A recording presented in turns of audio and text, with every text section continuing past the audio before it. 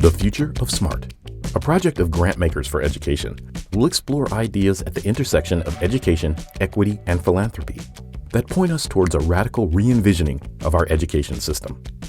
We'll hear from those working at the edge of what's possible and explore what it means to support transformative change for young people and their communities.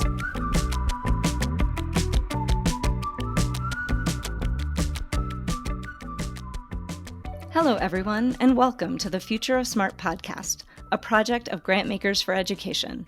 My name is Ulcca Joshi Hansen, Chief Program Officer of Ed Funders, author of the book The Future of Smart, and your host.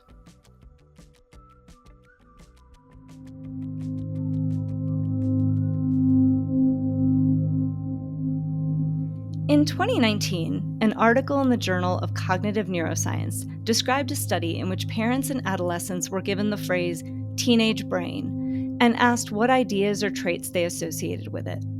Most responses focused on negative traits, things like irresponsibility, moodiness, and risky behavior.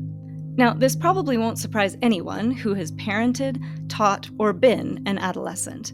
The turbulence of this time in life is the stuff of countless movies, novels, blog posts, and therapy sessions. But what parents, educators, and the public don't realize is that adolescence extends far beyond the teenage years, approximately from the ages of 12 to 25. It's a critical period of development when young people are urgently searching for a sense of meaning and identity. It's also a time when the brain is primed to be rewired and reshaped. So we have an enormous opportunity during adolescence to mitigate the impact of earlier traumas or deprivation. And more importantly, the openness and plasticity of the adolescent brain offers educators a massive opportunity to set young people up for success in early adulthood and beyond. The project of mass education was birthed in Europe during the early 1800s, and past episodes have discussed how the Cartesian-Newtonian worldview that dominated in Europe at the time led to the factory model of schooling. Children were empty vessels, and the purpose of school was to fill them with the knowledge they'd need to take their prescribed place in society. The system was focused on inputs and outputs, ranking and productivity. The child's life at school was driven by the curriculum, and no thought was given to any talents, interests, or needs that fell outside that structure. This model became the template for America's public education system a century later, and it's still the dominant model today. We sort students by age, focus on grade-level standards, and expect all children to learn the same content through standardized curricula. In doing so, we rarely take into account the diversity of students' developmental trajectories and learning needs. And when it comes to teens and older adolescents, things are looking particularly bad. The longer students spend in the formal education system, the less engaged they are.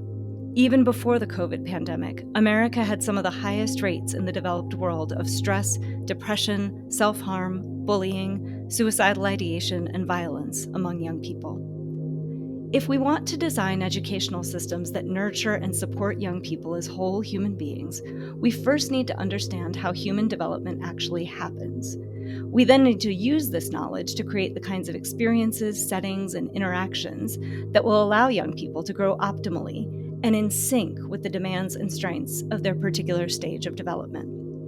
As an example, when researchers demonstrated that the years between birth and 5 are critical to the healthy development of young children, policymakers and communities pushed for bigger investments in supporting prenatal health, helping new parents learn how to nurture infants and toddlers, and increasing access to high-quality early childhood experiences.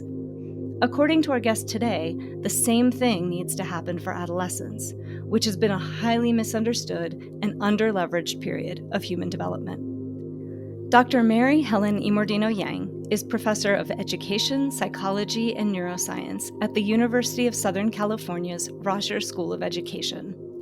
Until recently, cognitive neuroscience focused largely on cognitive processes like memory, attention, and problem solving. Very little attention was paid to the role of emotions and social experiences in shaping cognition. Mary Helen set out to change that.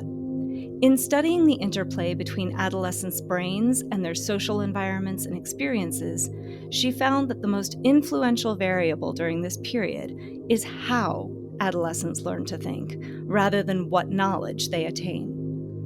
Her research found that when adolescents can engage in deep, reflective learning that enables them to connect the content they're learning with their developmental drive to build their own identities, to build a sense of purpose and meaning, when they can begin to see themselves connected to the past, the present, and the future, the architecture of their brains changes in ways that directly impact their success in early childhood. In fact, the connections made inside the adolescent brain through this kind of learning are more predictive of success in early adulthood than factors like IQ, parental education level, or socioeconomic status.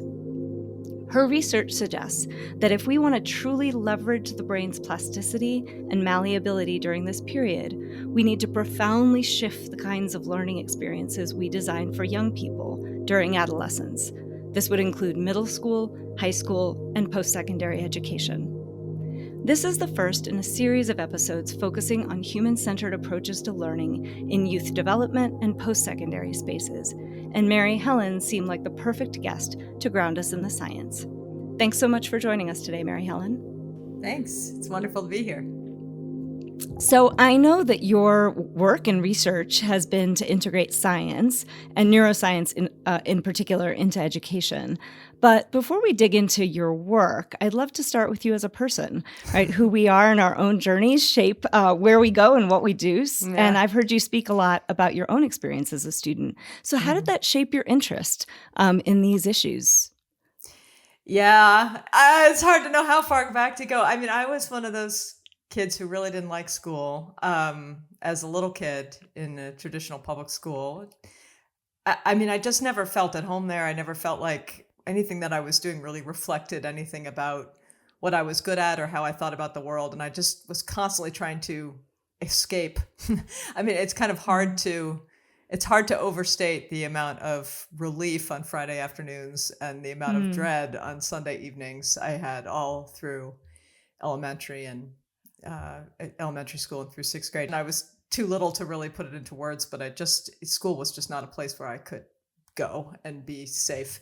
And, but at the same time, I was running an entire, with my siblings, with my, I was living in the woods and basically in our house. And we had a whole farm up there where my parents, ironically, I mean, they were raised in, inner city Detroit and Yonkers, right? But they decided they were going to start a farm and have their kids run it. And we were raising a lot of our own food and everything. And I had a really cheap pony that we had to take care of. And I was teaching horseback riding lessons to all the neighborhood kids. And I was basically running a little business there. And, I was just doing a whole bunch of really I can now as an adult look back and say were really self-directed kinds of activities. And I really excelled at those, but they weren't the kinds of things that felt relevant to school. They were just a completely different universe than school. It wasn't until I was really far along in college, that was my junior year. I had this tension between fields, being very, very interested in the natural sciences.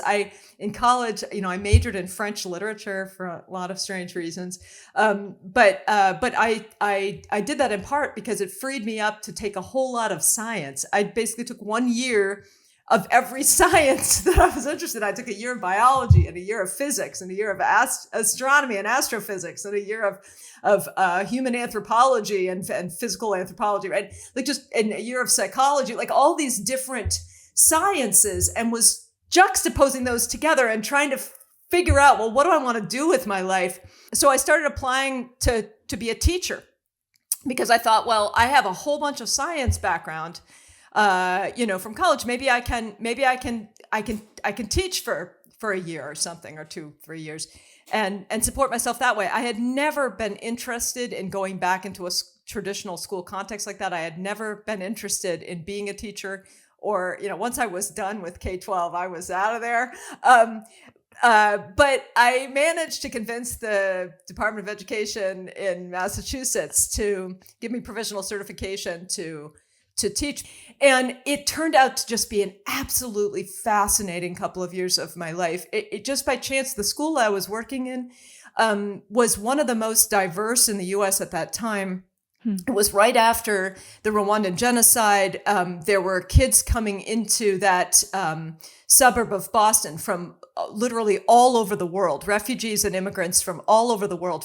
There were kids from Haiti, kids from Malaysia, kids from Myanmar, kids from Eastern Europe. They were all landing in my classroom and looking around in shock, like, how did we get to Massachusetts, and trying to figure out who they were and why they look different and why they eat different, and, you know, and the whole of that sort of adolescent identity building in the context of complex scientific thinking. You know, how do you get people to engage with the phases of the moon at the same time as with each other? Became a completely fascinating problem to me. And I just completely fell in love with working with kids in that age group, and with trying to see how they came to understand themselves, how they interacted with one another, and how they seemed to leverage the science and the scientific ways of knowing and of observing the world to make sense of the world from a scientific perspective, but also from a social and cultural perspective. And it's not that long ago at all. Like, culture in the brain was not a topic that had been studied. Emotion was very rudimentary. I mean, it was like, let me shine a, you know, flash a snake in your face and see like how your amygdala lights up, right? And I was thinking, you know, I was thinking a little more nuanced version of emotion than like a snarling dog drooling in your face and your amygdala lighting up. Like, I was thinking of something a little more interpersonal, a little more reflective, you know? And That's so, funny. yeah, I know. So the further I got into that, the more I really started to steer my career in that direction. So the work that I do now really integrates the humanistic developmental psychological perspectives that I took from education, which is kind of anthropological, developmental, psychological, understanding how people construct cognition and emotion and how they learn on the one hand, and then on the other hand, the biological underpinnings of those processes and the ways in which our thoughts and feelings shape our brain development over time, organize our mind, and make our thoughts and ourselves and our identities possible. So the work that I do now knits those two perspectives together.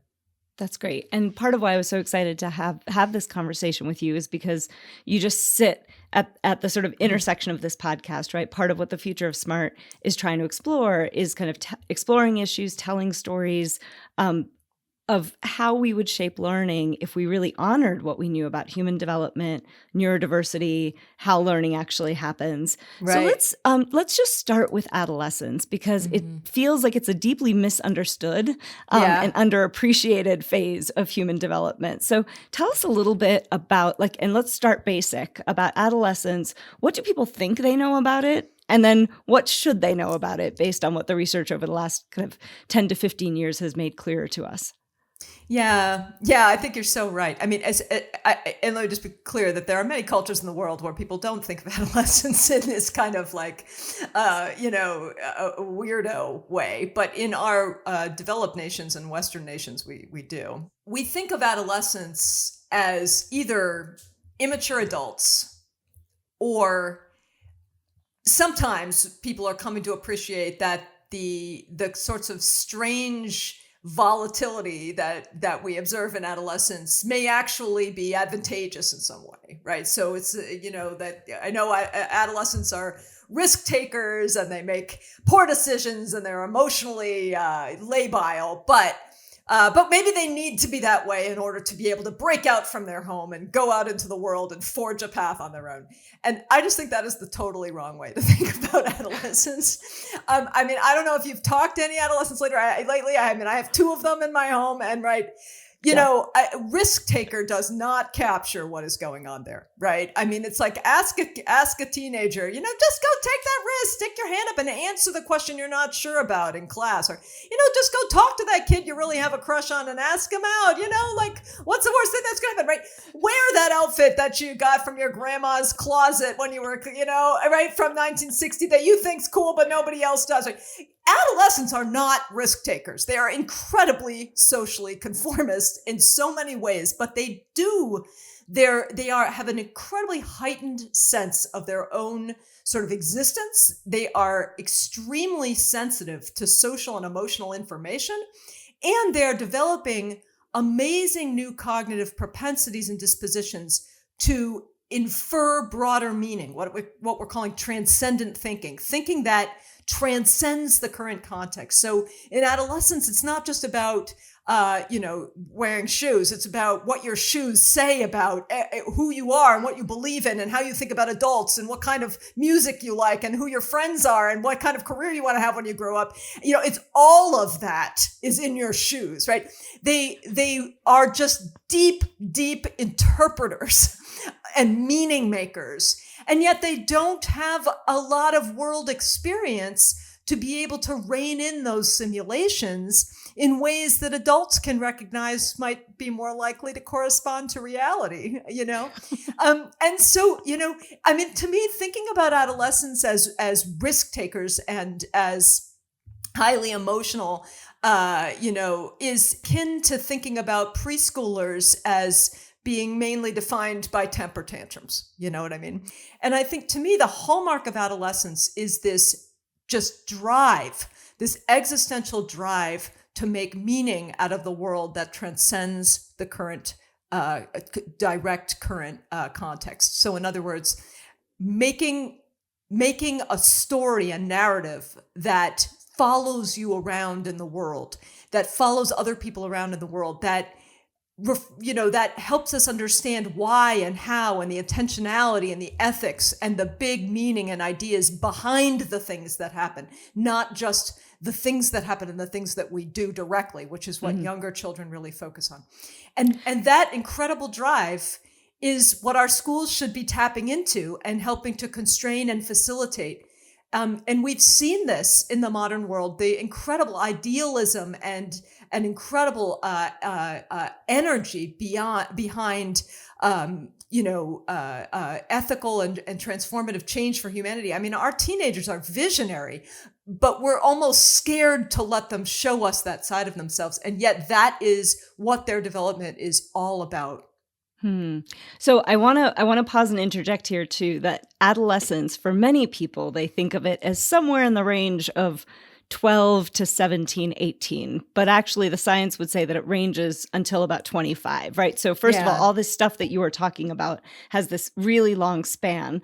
But one of the findings, it's a very long developmental period, yes, with massive and I know there are brain different development. phases. Yeah. So that's where I want to go, right? Because I think there is this narrative, and it's resulted over the last 10 to 15 years in this hyper focus on 0 to 5, as though brain development happens then. And if you've missed the window, if a kid isn't read to every night or doesn't have ideal experiences, it's done. It's too bad. So tell us why that's incomplete and tell us why we need to be really understanding the richness of adolescence in ways that you've already alluded to. The potential of adolescence is amazing. So yes, it's true that early childhood is a really important phase of development. There's a lot of change happening. But what we haven't appreciated until more recently, in part because of the new neuroimaging technologies that have developed over the last decade or so. But we didn't appreciate that there is major restructuring of the network connectivity, the way the brain is sort of internally structured and organized and dynamically modulating states of activity and deactivity in these incredibly organized network patterns, that those are being majorly formed and reworked and matured over the course of a very protracted a period of adolescence that begins, it depends on the child, but it begins, in prepubescent years and goes until at least the early to mid 20s, right? And what we're seeing is that there's massive reorganization of these networks, and in fact, opportunities for such amazing plasticity that we can help young people have the potential to rework the brain development that they've engaged as younger children into much more adaptive patterns across the period of adolescence. Adolescence is both a period of amazing plasticity and potential for development, and always the flip side of plasticity and potential, which is based on the potential for change, the potential for growth, is also an amazing period of vulnerability. This is a period of time developmentally where youth are incredibly dependent on social relationships and cultural learning and emotional experiences to literally organize the way in which they pattern their thoughts and feelings. And those patterns of thoughts and feelings, our work and other people's is now showing, literally appear to be organizing the growth and the structure in the brain that sets them up for mental stability, psychological stability, and intellectual capacity into young adulthood. So it's an amazing missed opportunity if we don't engage in deep, emotionally poignant, socially safe, relevant ways with our young people. So I want to transition there into deep learning. You have a recent article that was entitled "Building Meaning Builds Teens' Brains," and we'll link it in the notes. But you write, and I'm paraphrasing a little bit here, the way young people think more than what they know grows their brains over time. So can you tell us a little bit about this research and some of your kind of conclusions and findings about how deep learning happens of the kind that you've been referencing just now? Yeah. I think that research it's just, I'm still stunned by those data. So we did a longitudinal 5-year study of teenagers from, low SES, inner city Los Angeles environments. We really wanted to study kids who generally get left out of the research, right? Kids who are living in neighborhoods with high levels of gang violence and crime, but who are from stable, loving families, whatever that family situation looks like. We narrowed the population in our studies to kids who were not in trouble, not under disciplinary action, not truant with school, right? We're passing all their classes and had at least one parent who had lived to adulthood outside of the United States, which is representative of the large cultural diversity that makes up our teenage population. And we basically sat with those kids, 65 kids, 9th grade or 10th grade, right? Age 14 to 16. And we talked with them about all manner of topics. So we interviewed them in depth about the way they understand the social world, the way they understand the violence that they've seen, their own possible future selves, who they want to be. And then we also designed a standardized task for them so that we could compare across kids across time. And that task, what we did was we searched around the world for stories of real teenagers that were really emotionally compelling in various kinds of ways. And we put together a series of 40 almost mini documentaries about teenagers from around the world. And we shared in one-on-one interviews, 2-hour interviews with each one of these kids. We sat with them and talked to them about each of those stories. So a story of Malala in Pakistan, right? When she was 12, for example. We don't use kids' names. We just said, here's this girl in this place called Pakistan. Have you ever heard of that place? Well, there's this group called the Taliban, and they don't believe in girls going to school. So let's watch, you know what I mean? And we taught them about it. And then we just said to them, and these are all videotaped interviews, how does this person's story make you feel? And what we find is that kids' answers to that question of how a story makes them feel, they reveal a kind of snapshot of their dispositions toward curiosity, toward engaging with deeper meaning making, toward what we're calling transcendent or abstract thinking, not just reacting only to the girl in Pakistan and saying, oh, poor her, that's terrible, I hope she makes it, right? But kids also spontaneously sort of stepped back, and we actually show there's reliable sort of closing of posture, closing of eyes, looking up, pausing, slowing of speech, and they think through, and then they come back and they say things like, this is really a powerful story.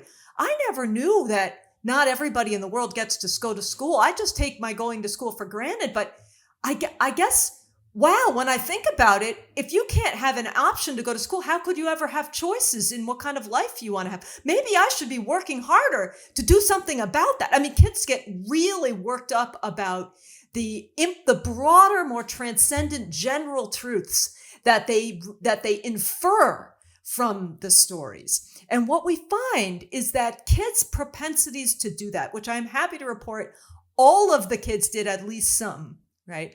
The degree to which kids did it was unrelated to their standardized IQ. When kids showed us that they had this deeper drive, this curiosity, this disposition to engage in meaning making around the story that transcended the actual story and started to build out bigger picture for yourself, for the world more generally, the more they did that, the more we saw particular patterns of network connectivity in the brain when we then moved them into the MRI scanner and asked them to think about the stories again and watch those videos again and tell us how they were feeling in real time. And what we found is that when they engaged with those stories and felt deeply emotional about them by their own report, they showed statistically significant systematic patterns of activation and deactivation in executive control networks of the brain. What we then found is that when we brought the kids back 2 years later and had them just rest in the scanner and relax and think about whatever they want, we could predict the change in a kid's brain network activity and dynamics from wave 1, so when they were 14, 15, 16 years old, till 2 years later, when they were 16, 17, 18 years old. Every kid had a 2-year lag in there, right? We could predict that the degree to which they had engaged in this kind of disposition for broader thinking predicted the change in their brain network connectivity even at rest. So we're not talking about some kids had some kind of brains and some kids had other kind of brains. We're talking about this kid, Mary Helen's brain at age 15 compared to Mary Helen's brain at age 17. We can predict how Mary Helen will grow and change and develop her brain based on these dispositions of mind at the beginning. That is incredibly powerful because in science, when we can predict the future, that's the holy grail, right? And the real clincher to these findings is that the degree to which kids grew their brain across that 2-year lag period in turn predicted how happy they said they were in young adulthood, how well they like themselves, how well they like their close relationships, how well they think they're doing in school or work, and how well those opportunities in school or work suit what they always hoped for themselves. Mm-hmm. So kids were more likely to say, I really know what I stand for. I know what I believe in. I care deeply about living a purposeful life, as compared to saying things like, I just kind of go along with the crowd. I don't really know right from wrong. I just sort of do what everybody else says is good, right? Which we know is very bad for civic cohesion in society. It's also bad for mental health and leads to things like anxiety and depression. And even early death, right? Lack of purpose is associated with dying.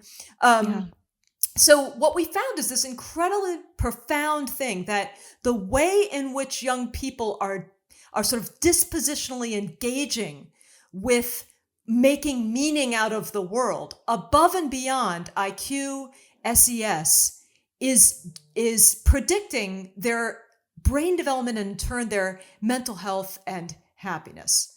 So the question is, how do we support those dispositions in our educational settings? So I want to pause here because I definitely want to go into that. But I remember hearing you give a talk to parents and you showed some images of the brain and the part of the brain that was active in these scans. And I remember two things you said. One, you said it uses an enormous amount of energy. That's right. That it's the most metabolically expensive in the body. Yeah. You were like, it was the same size of like a muscle in your thigh if you're running a marathon. Running a marathon, exactly. Yep. I was listening. And then the other thing I remember you saying is that it's also the same part of the brain that is active when kids are quote unquote doing nothing.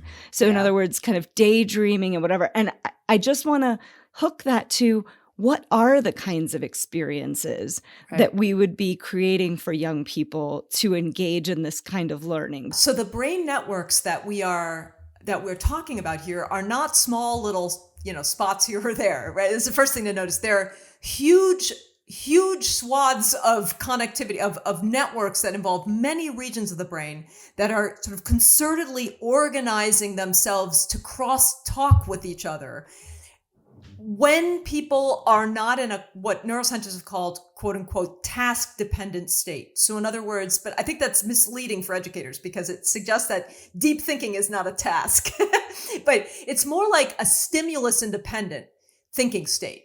So in other words, what we see these brain networks become active, and there's hundreds of studies showing this, not just ours. We see these brain networks become active when people are not having to kind of move their physical body in a coordinated way in space and time. 1, 2, 3, all eyes on me, move your pencil on the paper, crank out the work. These are the regions of the brain that come online almost spontaneously when you are sitting quietly without things to react to in the immediate world, and sort of daydreaming, reflecting, and also thinking deeply about complex ideas. Basically, these are the networks in the brain that are fundamental for thinking about things that you can't directly observe in the here and now, is kind of how I think about it.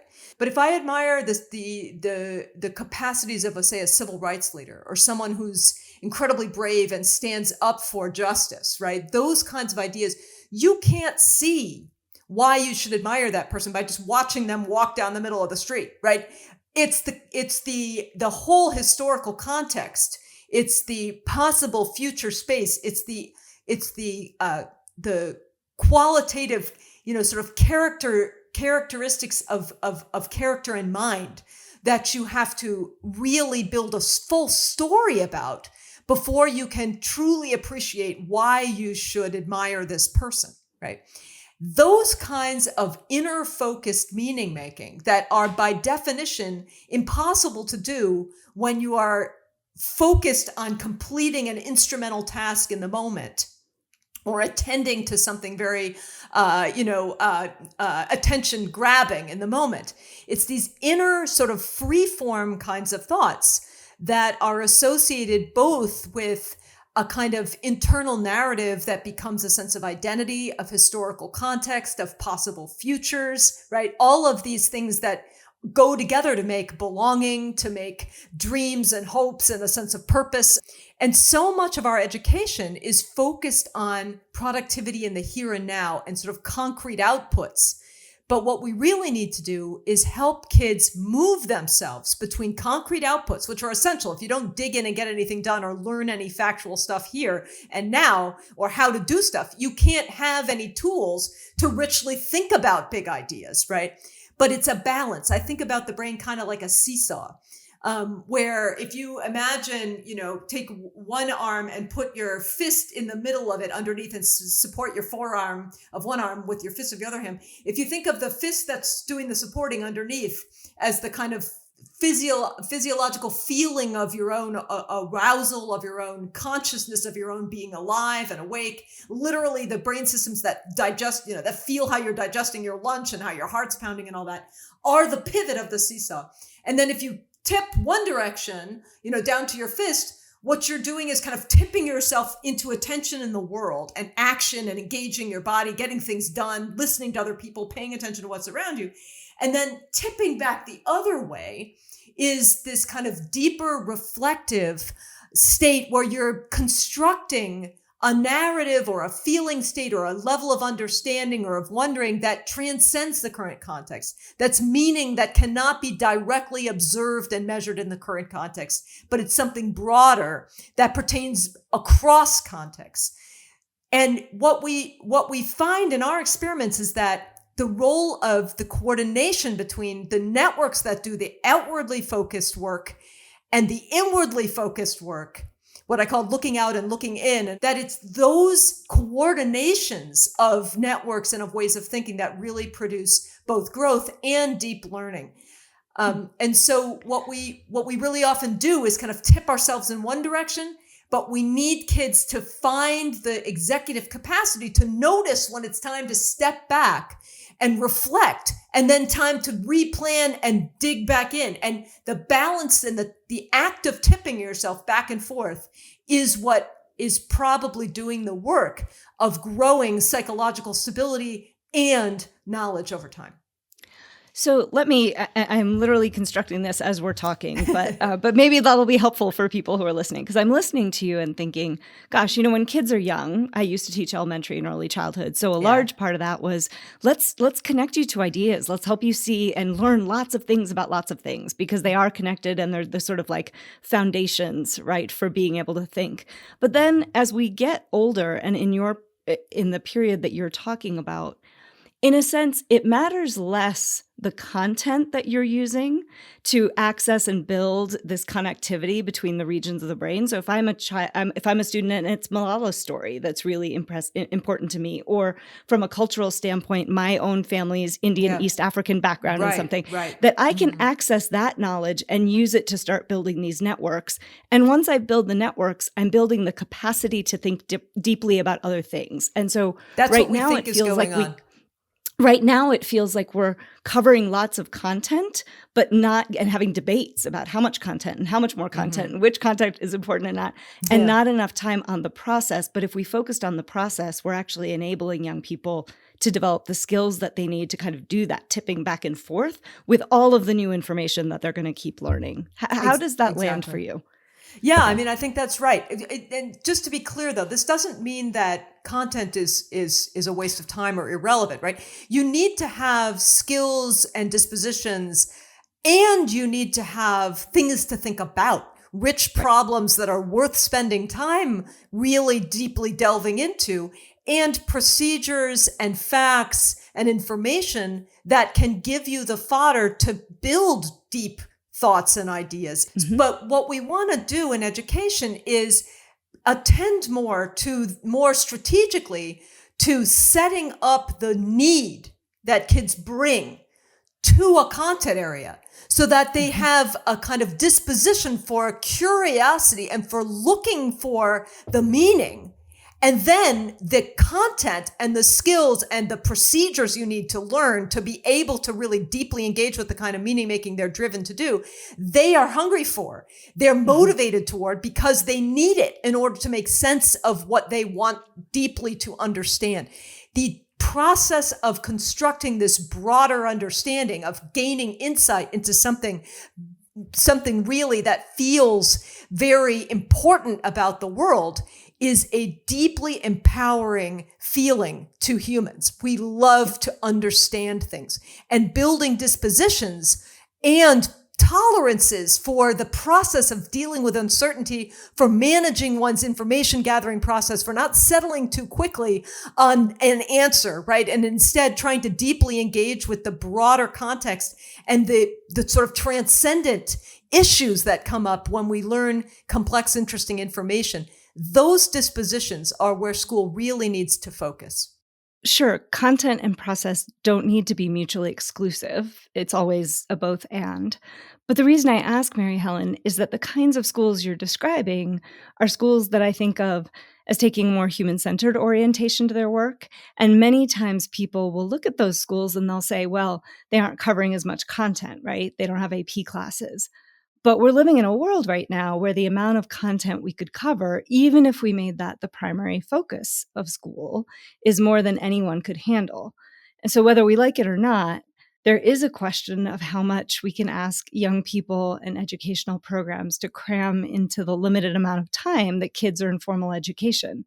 It feels like we need to take these issues head on, that balance between content coverage of how much of that content needs to be the same for every student versus a focus on skill building, like helping people learn how to engage with the content they're learning, everything you're talking about. The factory model of dumping knowledge into kids is faster, so it may be quote unquote more efficient than the time that's required when we're trying to do inquiry-based pedagogies, right? Where students may go on tangents or take longer to get through content. Like even the process you were talking about with the experiments you did, like sitting with a young person and giving them a story and giving them a chance to reflect and share their reactions with you. That took time, right? And depending on what you think the purpose of education is, that could be time, quote unquote, off task, as opposed to it's actually time on task, given what we want education to be about. And so I think that's the reason to think about content versus process. Those of us who work in education and think about outcomes and think about assessment and evaluation and accountability have to be thinking about and answering the question of what the right balance is between the two at different points in students' development. So I have two directions I want to go. The first is measuring impact, right? So, I mean, the question of what do we assess? How do we assess it? How do you hold the public education system accountable? the implications of your research for how we should be defining quality education. How would we be defining and measuring the impact and the outcomes of learning for young people? So we really want to, what I think we need to do, and there are models in the world for doing this well, but they're very, they're very much at odds with the implicit kind of assumptions and beliefs that the American mainstream public, including teachers, hold about what it means to know something and what it means to be quote unquote educated, right? But there are models of this in the world, including in the US, but also in other places.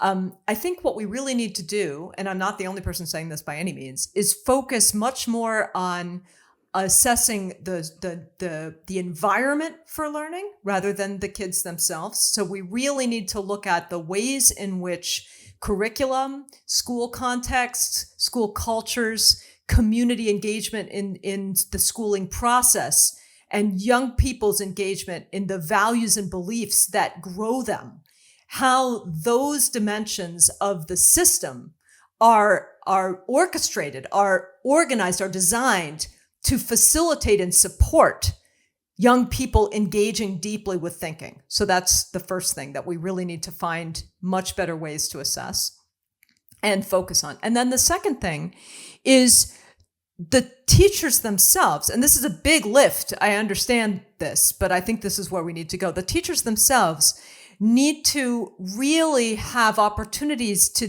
deeply engage with and understand what it is we're aiming for in high quality, complex dispositions for thinking in particular domains. What does deep thinking look like in mathematics? What does deep thinking look like in the sciences? What does it look like in literature and the arts? What does it look like in history or social studies?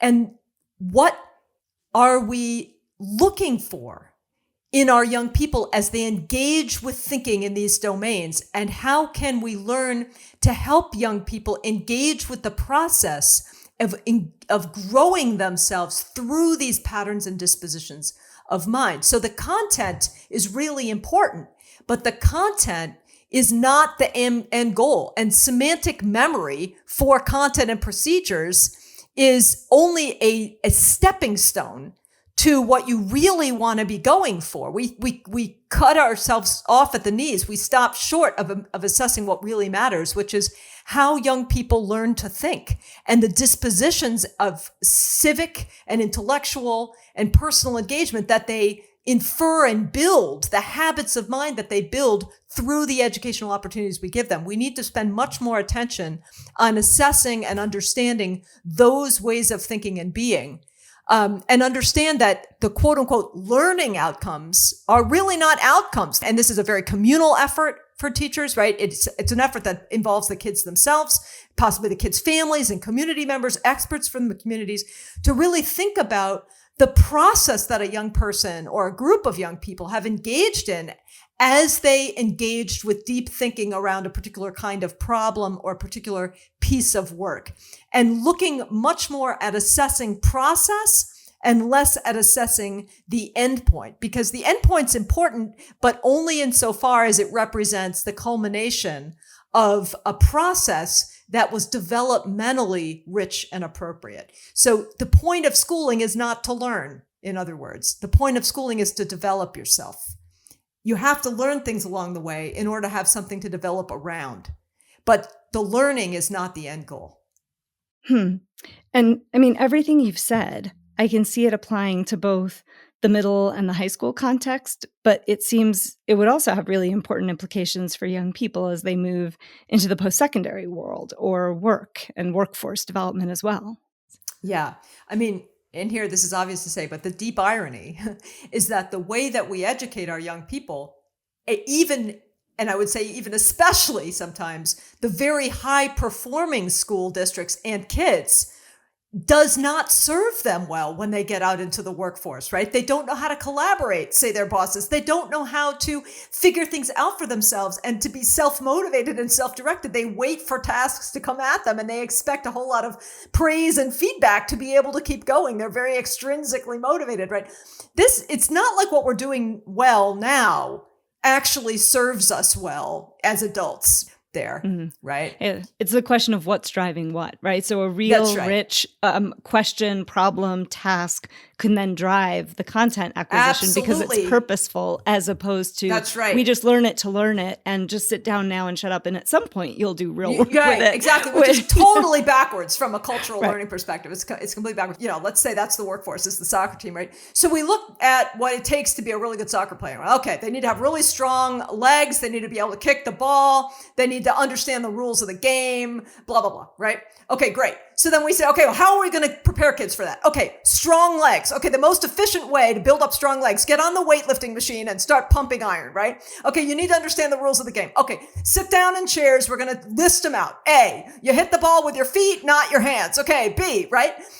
And then we're like, okay, good, you're ready to play soccer. And they don't know what to do when they get on the field, right? As compared to playing the game, engaging in the game, and then stopping and saying, wait a minute, I can see that as you're playing, your left leg would do a lot better if your left leg were stronger. You're favoring one over the other. Let's step back and use some weight machines for a while to catch you up and then build that back into the game. Okay, you hit the ball with your hand. That's not allowed. Let's step back and review the rules, and now let's re-engage and do it in action again, right? We decontextualize the skills and the knowledge so much, which is basically another way to say what I said before. We focus on the semantic and the procedural memory building at the expense of the episodic structure in which those memories are sort of recalled, used, integrated into a bigger purpose. And so, so much of the learning sciences, this kind of gets around to what to fund too. So much of the learning sciences has produced really reliable, rigorous science that it focuses on a very tiny piece of what it means to learn or to be educated, which is recall, retrieval, sort of quote unquote mastering content in a very narrow, specific sense, without attending to what is much harder to measure and much harder to design for, but absolutely critical, which is what counts as worth learning. How do you know the person understands it? How do you get them motivated to engage with it deeply? And then really important, how does that all come together into this deeper understanding that we would call expertise within a domain that then sets you up to go out and use this in a new setting? And those are the really hard problems that we really have to grapple with in the learning sciences right now. And so you mentioned this. So what does that mean? A lot of the folks listening to this are education funders in the learning sciences, in pre-K and K-12 and higher ed and post-secondary. So what do we need to be funding? I think of this as kind of the infrastructure investments, right? To kind of like get to this system that we want. Where are the needs? What is it that funders should be? And again, not that you don't fund anything that you're currently funding, but what else would we be funding if we cared about the 20-year direction of our educational experiences for young people? Yeah, that's right. We can't just keep firefighting right here, right now. Don't get me wrong. So, firefighting now is important. You want to put fires out, right? But it's not enough. And so we need to have, I think, kind of parallel visions for the way in which funding is sort of organized. On the one hand, funding around programming, opportunity providing, those kinds of direct services that people need now. That's essential. We have to fund those things. On the other hand, funding only those things, which are very short term, which have to produce impacts right here, right now, is very short-sighted and will never get us to a really, truly reformed system over time. Because why? Because really reforming the problem of our current education system and modernizing it to suit the current globalized economy and world is about deeply engaging with the implicit assumptions and beliefs that we as a society bring about what it means to be smart, right? Like you really talked about this in your book, right? What it means to be smart, what it means to be accomplished, how we engage with each other in civic ethical ways, how we think about the nature of our governmental systems, our democracies, our communities, right? Those are the essential problems, and there are no right answers. We need to be set up to start to construct answers together over time as the problem space itself evolves and changes in ways that we can't even foresee. And so in parallel with funding, programming and services and also funding efforts and initiatives to deconstruct current institutional structures that are directly undermining equity, achievement, wellness. We also need to fund what I'm calling a new approach to the human developmental sciences of learning and education. We need to have a much deeper basic understanding of the ways in which educational opportunities actually engage young people in patterns, and teachers in patterns of thinking and feeling that grow their brains and their minds over time. In the current context, we really have a kind of fractionated set of scientific disciplines that have small insights to give around this problem space. But what we need to do is build out a truly transdisciplinary science. And I choose that word I know it's the cool hit word right now, but I really choose it very mindfully to mean the level of explanation that transcends any one particular academic tradition for study, and instead starts to understand the holistic dynamics, the humanistic dynamics of the people around which the system needs to revolve, the patterns of thoughts and feelings, the ways in which ideas are generated and engaged with emotionally, cognitively, culturally. We need to understand how those patterns emerge from opportunities that are structured and provided by schools. We really don't understand that process, but we also need to generate the very new kind of basic science. It's a much more culturally inclusive science. It's a much more dynamic humanistic science. And it is a fundamentally interdisciplinary modern science about the ways that people think and learn and grow and develop biologically, culturally, socially, cognitively, emotionally in the current world. And so until we really start to build out that science in a systematic way, we're going to be firefighting forever, right? With small programs that fix this or that and help 200 or 500 or 10,000 kids, but that never change the basic disposition of the system. So how should we be thinking about equity in all of this? For the last 2 decades, the push has been to give more kids, especially kids from less privileged backgrounds, access to the kinds of schools we considered to be the best in a more conventional way. So lots of content coverage, lots of AP classes, that sort of thing. Some people feel very strongly that that's what equity entails. What do you think? We really also need to step back and ask ourselves, equitable access to what? Right. What is it that we really want for our young people, for the future keepers of our world? How is it that we want them to come from the education system thinking and feeling about their own role in promoting and sustaining a just and beneficent, social order and global economy and an ecological, planetary health? And so often we automatically assume that the quote unquote high performers in the current system are the things we should be aiming for everybody. But if those quote unquote high performers are not setting up the kids coming out of there to dispositionally engage with building a better world for everyone, then the ways in which they're learning isn't really what we want for anyone. So it's really a problem that's distributed across the strata of society. To think that what we really need to aim for here is to give all kids the opportunities that right now only a very elite few have, I think is wrong-headed. We actually want to give all kids something different, so that there are some kids who are getting something great now, don't get me wrong, but like the traditional high performing kind of high school model isn't actually generating citizens with dispositions to break down these inequities, to understand the social and historical contexts in which they're thinking and working over time. In fact, it's doing the opposite. Very often it's setting young people up to perpetuate and recapitulate the same injustices and inequities that led us into the deep troubled social state that we're in now. So it's not just about helping everybody get what right now is currently valued in the system. It's actually about learning how to value something different and working together as a society to construct our own and reconstruct our own dispositions, beliefs around what we really want for our society, for our young people. And then how would we build education for everyone that gives them a voice and a set of opportunities and a sense of agency in that space.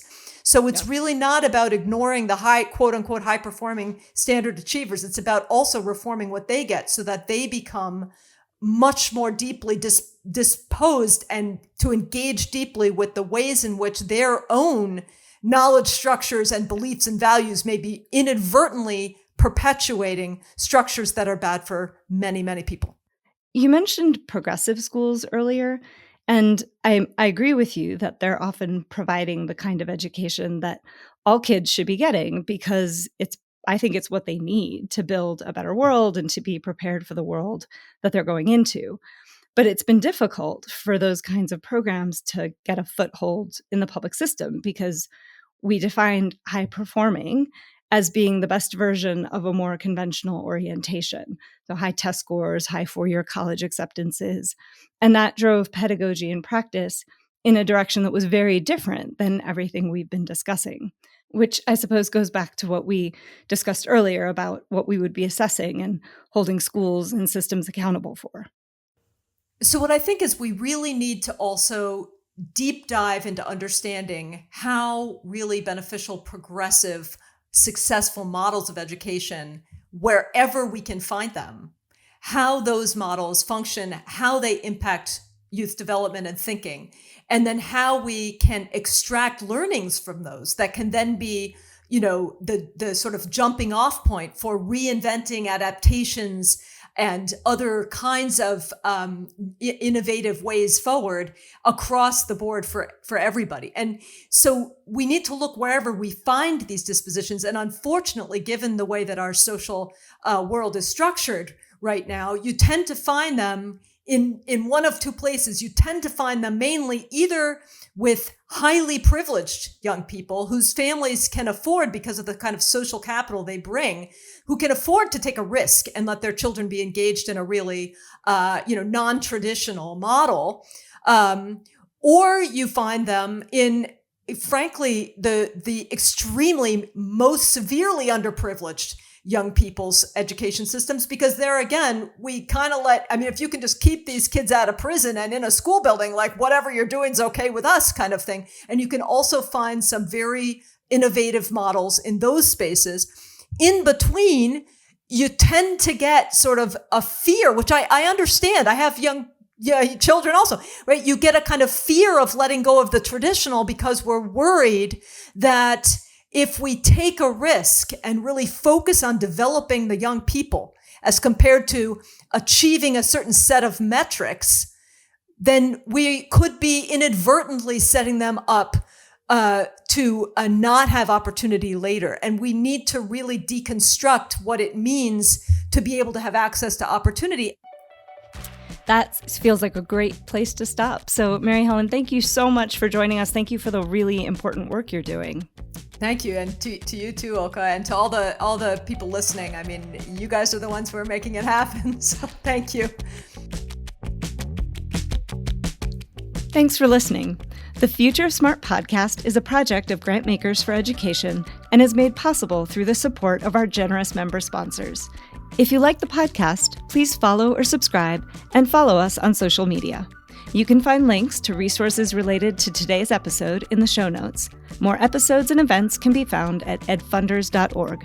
To learn more about the future of SMART, visit ulcca.com, ulcca.com.